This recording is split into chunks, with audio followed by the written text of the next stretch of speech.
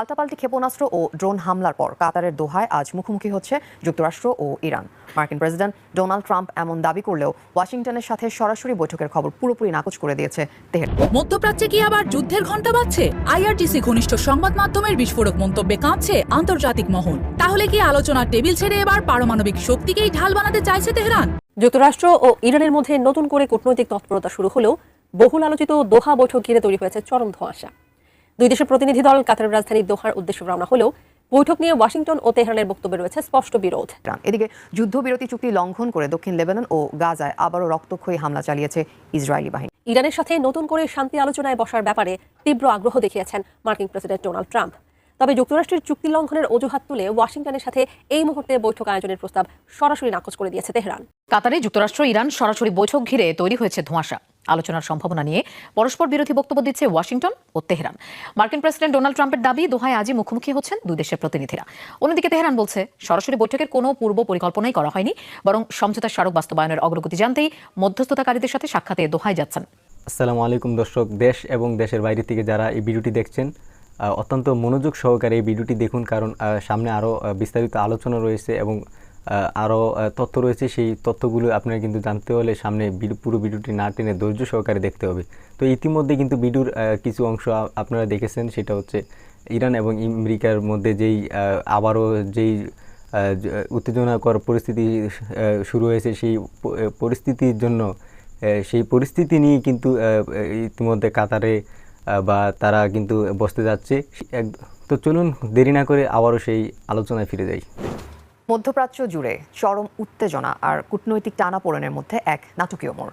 পাল্টাপাল্টি ক্ষেপণাস্ত্র ও ড্রোন হামলার পর কাতারের দোহায় আজ মুখোমুখি হচ্ছে যুক্তরাষ্ট্র ও ইরান। মার্কিন প্রেসিডেন্ট ডোনাল্ড ট্রাম্প এমন দাবি করলেও ওয়াশিংটনের সাথে সরাসরি বৈঠকের খবর পুরোপুরি নাকচ করে দিয়েছে তেহরান। এদিকে যুদ্ধবিরতি চুক্তি লঙ্ঘন করে দক্ষিণ লেবানন ও গাজায় আবারও রক্তক্ষয়ী হামলা চালিয়েছে ইসরায়েলি বাহিনী।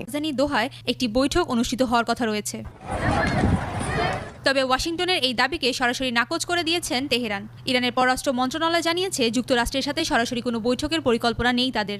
তবে আটকে থাকা ইরানি তহবিল ছাড়ের বিষয়ে আলোচনা করতে একটি বিশেষজ্ঞ প্রতিনিধি দল দোহায় পাঠানো হবে। এদিকে হরমুজ প্রণালী নিয়ে দেখা দিয়েছে আরও একটি উত্তেজনা। এই গুরুত্বপূর্ণ আন্তর্জাতিক জলপথ থেকে মাইন অপসারণে ফ্রান্সের দেওয়া একটি পরিকল্পনাকে কঠোরভাবে প্রত্যাখ্যান করেছে ইরান। তেহরান স্পষ্ট সতর্কবার্তা দিয়ে জানিয়েছেন এই জটিল পরিস্থিতিতে ফ্রান্সের যে কোনো পদক্ষেপকে উস্কানি হিসেবে গণ্য করা হবে। অন্যদিকে মধ্যপ্রাচ্যে শান্তি চুক্তির কার্যকারিতা নিয়ে বড় প্রশ্ন দেখা দিয়েছে। লেবাননের সাথে যুদ্ধবিরতি চুক্তি থাকা সত্ত্বেও দক্ষিণ লেবাননে আবারও হামলা চালিয়েছে ইসরায়েলি বাহিনী। একই সাথে গাজায় ইসরায়েলি হামলায় প্রাণ গেছে অন্তত 8 জন ফিলিস্তিনির। ইরানের সাথে নতুন করে শান্তি আলোচনায় বসার ব্যাপারে তীব্র আগ্রহ দেখিয়েছেন মার্কিন প্রেসিডেন্ট ডোনাল্ড ট্রাম্প। তবে যুক্তরাষ্ট্রের চুক্তি লঙ্ঘনের অজুহাত তুলে ওয়াশিংটনের সাথে এই মুহূর্তে বৈঠক আয়োজনের প্রস্তাব সরাসরি নাকচ করে দিয়েছে তেহরান। কাতারের রাজধানী দোহায় নির্ধারিত বৈঠক ঘিরে তৈরি হওয়া এই নতুন কূটনৈতিক টানাপোড়েনের নেপথ্য থেকে বিস্তারিত জানাচ্ছেন ত্রিবেণী তনু। হোয়াইট হাউসে ট্রাম্পের দ্বিতীয় মেয়াদে মার্কিন পররাষ্ট্রনীতিতে ইরান সমীকরণ আবারও নতুন মোড় নিতে শুরু করেছে। মার্কিন প্রেসিডেন্ট ডোনাল্ড ট্রাম্প নিজের সামাজিক মাধ্যম ট্রুথ সোশ্যালে ঘোষণা দেন, কাতারের রাজধানী দোহায় দুই দেশের মধ্যে একটি গুরুত্বপূর্ণ বৈঠক হতে যাচ্ছে। সংবাদ মাধ্যম আল জাজিরা সূত্রে জানা যায়, ওয়াশিংটন থেকে মধ্যস্থতাকারী স্টিভ উইটকফ ইতিমধ্যে দোহারের উদ্দেশ্যে রওনাও হয়েছেন। তবে ট্রাম্পের এই আগ্রহের শুরুতেই জল ঢেলে দিয়েছে ইরান।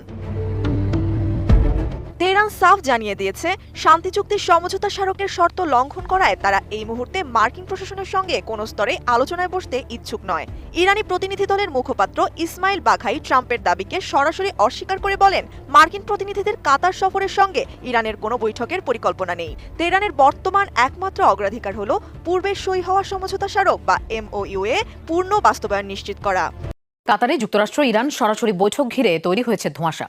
আলোচনার সম্ভাবনা নিয়ে পরস্পর বিরোধী বক্তব্য দিচ্ছে ওয়াশিংটন ও তেহরান।